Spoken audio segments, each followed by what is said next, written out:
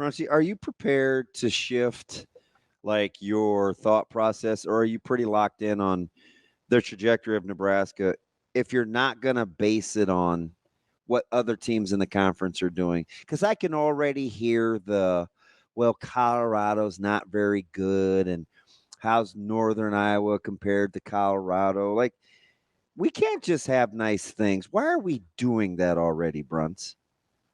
I don't know. I mean, there was a lot of nitpicking after it's interesting because the way that the kind of ended against Colorado in the second half, it kind of invited that stuff, I think. And I mean, I don't know that you're going to feel a ton better about, or learn anything more about things after Northern Iowa. I mean, I'm sure you guys are going to be talking about Illinois like they're the '85 Bears. I'm not. Before I told they come in here. Robbie tried to scare. Well, and blame your friend Robbie. That sounded real weird, but I'm a Miller North guy, can be trusted. This guy's trying to tell me that they're. I mean, Camino Bell and everybody's like back now. Rashad Mendenhall. I'm like, knock it off. Until Juice Williams walks through that door, I'm not interested. He wants me to really be afraid All about I it. said is I think they're way better than I expected, which I think is true. He's being influenced. No, I go along. I am an influencer. Thank you. Wow. Your word is your bond. But I do think that that they at least deserve a second look. I mean, they're probably better than I would have expected. But no, I mean, I know what you're talking about, Damon. It's like you don't want to believe what's in front of you sometimes, or at least you want to be skeptical of it. And I don't know if part of that is just the way the last decade's gone. I mean, I think you have to remember that there's quite a bit of scars from the way things have played out over the last decade, even if it's a completely different coaching staff and team and all that stuff. So I can see both ways where, you want to see it a little bit more if you're a fan. And at the same time, I think you might have to also consider that this Nebraska team might actually be okay. Now, I'm just not here for the Colorado isn't very good. Nebraska needed to win that game. They hadn't won that game in a long time. And I'm going to tell you, Northern Iowa isn't very good. So, I think I can say those things and be okay, independent of how Nebraska plays. We do it with every other team, right? Yeah, it's just the PTSD. We don't hedge it. It's the fan PTSD. I had people trying to tell me yesterday that we better watch out for Northern Iowa. And I was like, no, they should beat the life out of Northern Iowa. Wow. Robbie here for beating the life out of people. Metaphorically. Wow. No, I mean, I get it. I mean, even when Nebraska was humming along, you did that too. I mean, back when Nebraska was winning 9 games every year, people were talking themselves a lot into Purdue and Illinois and those teams who beat Nebraska, by the way, regularly during that time. But, I mean, it's part of the deal. Like I almost kind of expect it by now, it's like, it's just, you bake it into game week, you build up the opponent and then you go play the games, I guess. And then you beat the life out of them, and then you tear them down and be like, oh, and then they weren't that good anyway, right? Like, that's what we did with Colorado, right? We're like, oh, they got these NFL guys, and we're scared and whatever. And it's like, Nebraska plays well. So it's like that guy who, or that person who, they like somebody, they want to go out with them, and then they're like, oh, why would you go out with me? That's weird. And then you don't like them anymore. It's like, that's what Nebraska fans are doing. I don't even... I can't relate to that. I'm just saying. There's some people that are like so kind of self-sabotaging about themselves that they think, oh, it can't be that we're good. Bruntz, it has to be the other person's bad. I'm here for why in the world wouldn't you like me? What are you missing? Okay? So no. That sounds very on brand, actually. Can you believe I work with this guy, Robbie? He's So, this has been a very informative segment for me in a number of ways, aside from the cricket facts, I have to say. learning a lot. Okay. Again, apparently I'm the only guy that ever wants to know where crickets actually are when I hear them. Okay, it's fine. No, I want to know where they are. I was just never like, okay, I'm looking for this cricket. I bet if I knew where its ears were, it'd be easier to find. No, I'm like, well, how do they know when to be quiet? It's the miracle of life, DB. I don't know. See what he does. See, I feel like he's making fun of me, Bruntz. Him and our other 85 listeners are like, God, this dude's an idiot. I listen to this guy. Step a little softer. Maybe that's the problem. Listen, man, I'm authentic. What can I say? Bruntz, can we step back here for a second and say, you know what, Nebraska is better suited to play against Northern Iowa than they are Colorado? Why shouldn't we expect them to be better? You're asking me to make the case for why Nebraska can't. Yeah, like, so if Nebraska doesn't play well, it's clearly on Nebraska, right? It's not about Northern Iowa because they're built better to defend Northern Iowa. Yeah, I mean, I think it's probably safe to say that Nebraska will be the best defensive line that Northern Iowa has faced so far this year. It's really going out on a limb there, Bruntz. That was supposed to be the drollest joke ever. See? But I mean, this is a game that Nebraska should be able to dominate up front. I think Nebraska has better skill players. I mean, if this is a game in the fourth quarter, it's likely that Nebraska has made a lot of self-inflicted mistakes, or you have just the absolute flukiest type things that have happened during the game. I mean, I that's the only scenario I can really get to where that's like a really, really close game. I mean, I you know, people say, oh, you know, McNeese State came in here and played well against Nebraska. South Dakota State was the same way. Well, those are fine teams, but a lot of the reason why those were games in the fourth quarter were because of what Nebraska did or didn't do. So, I mean, I think I'm eager to see if the way that Matt Rule approaches things and this coaching staff approaches things off the field translates to a pretty no-nonsense, ho-hum type game where you're getting the third teamers in there late in the third quarter. I mean, I think that's, if it's, like I said, if it's still a game late, I think it's more about what Nebraska has done to itself or not done than anything about Northern Iowa. Bruntz, have we gotten to the point yet, at least in your mind, where you're looking at the schedule and you go, okay, based on what we've seen from Nebraska so far, if they don't beat themselves, they should be 7-0 going into Ohio State. Like, have we gotten? Well, I'm just kind of taking our logical conclusion of what we're talking about. There's no team on the schedule in the next 5 games that I look at and say, oh, they're better than Nebraska. Do you see I'm emotionally shaming him into backtracking, Bruntzy? It's just, not backtracking. It's a DB mind like, trick. Are we at that point yet where you've seen enough to say? Just fast forwarding through the schedule, huh, Ravi? 100%. Yeah, none of the teams they play are good.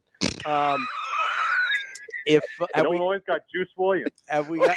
and Rashad Mendenhall. I was more of an Aurelius Ben guy myself, and Hardy and everybody else. Brandon Lloyd ain't walking through that door, brother. Wow. Luke Altmaier, Kirk Hittner, he is not.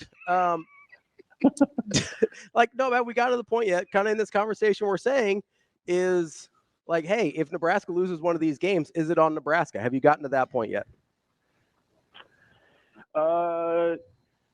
Yeah. I mean, I mean, is Nebraska going to not be favored in a game between now and that trip to Columbus?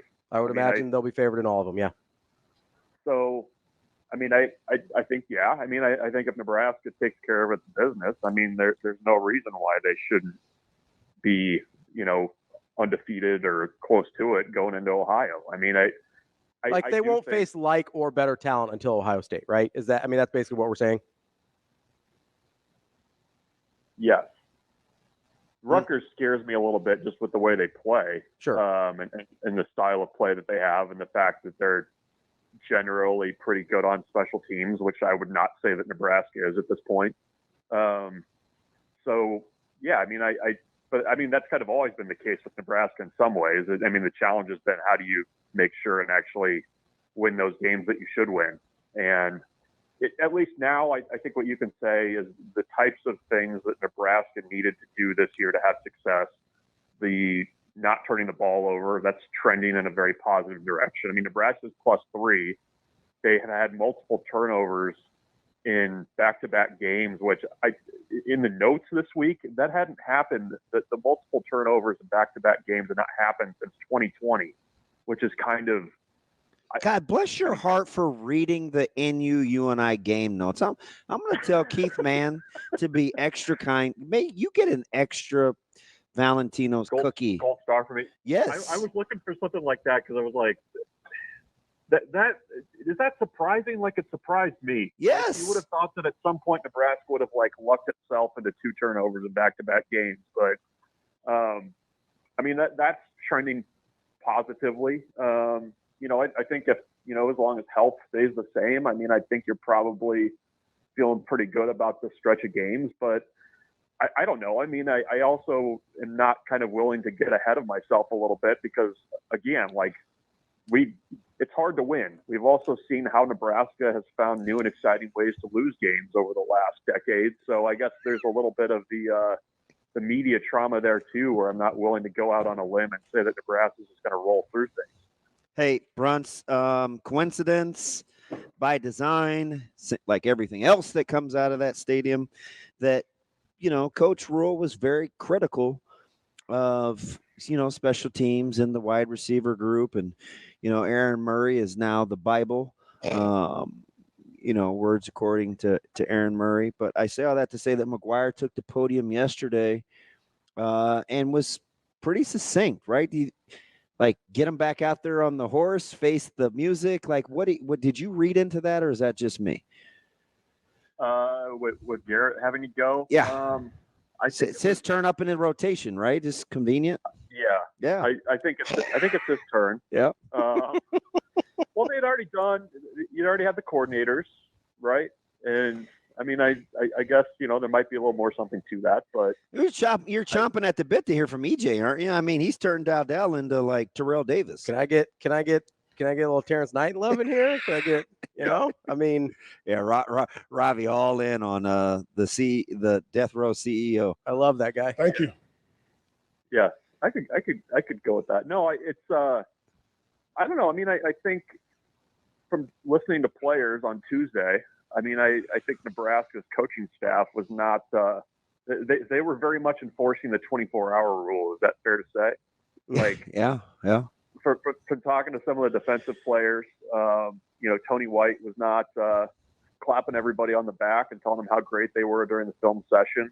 I think they're really kind of going out of their way to make sure that they stay focused on the fact that, there's still a lot of improvement to do. I mean, the special teams piece of it, I mean, Matt Rule's not wrong. It wasn't great.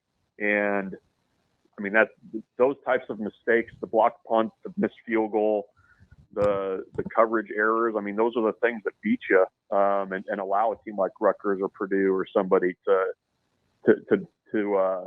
win when they shouldn't or aren't expected to. So I wasn't really surprised with the tone from Matt Rule on Monday. I kind of expected it in some ways. It's kind of the old coaching thing where, you have a great game and, you act like you lost. I mean, that's kind of expected, I guess, in some ways. I would have been more surprised if he would have come out talking about how great they were. I don't think that was doctored at all. I think he was pretty pissed. Right? I talked to him before the game, and like he had a thing in his mind that he thought was going to happen, and it didn't happen. And I think he feels like they were in control of it. So I think he's genuinely mad. Yeah. Well, I mean, it's true though. I mean, it was pretty sloppy play. Especially the special team stuff. I mean, I went back and watched the game. I mean, the look on his face when the field goal went wide left. Yeah, I was. It made me uncomfortable. It did. That's my guy. I was like, it's like you came.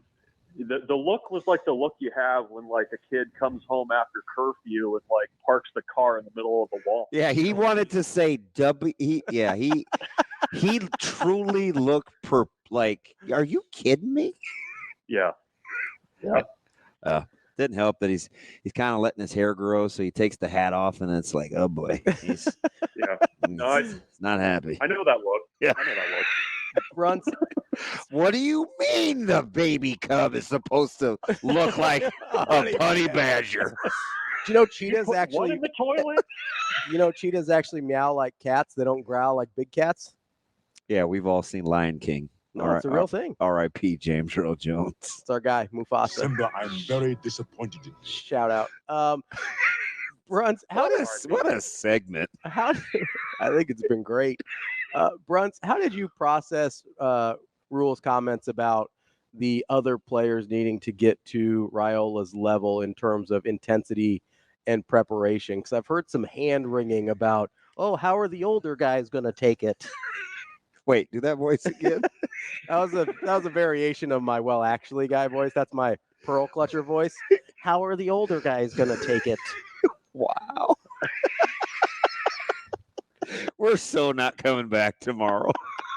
I would hope that they took it as a challenge. I mean, if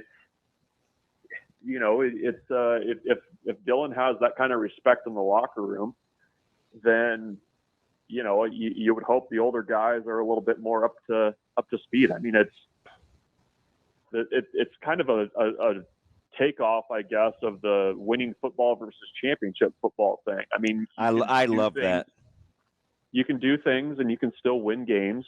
But, if you want to make that next step as a program, I mean, you have to do the small things right. And it's interesting that you kind of use a freshman quarterback to do that.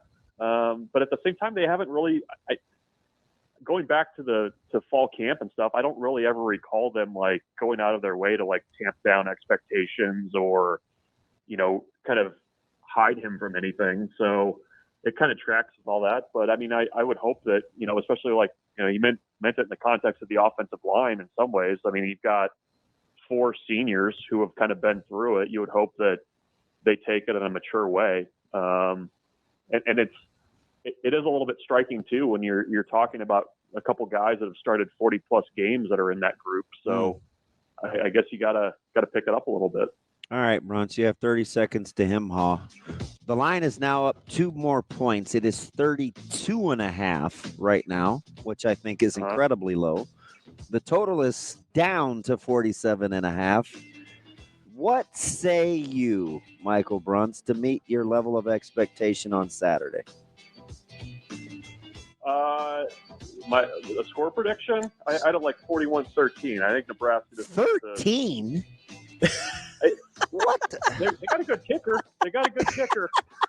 Wow. I don't know how they're going to get to 13. Is he gonna kick him from 75, Bruntz? Like, where's he kicking him from? 13. Yeah. He's gonna hit one of those. He's gonna hit one of those 61-yarders like Deion was trying to get, or what? That's wrong.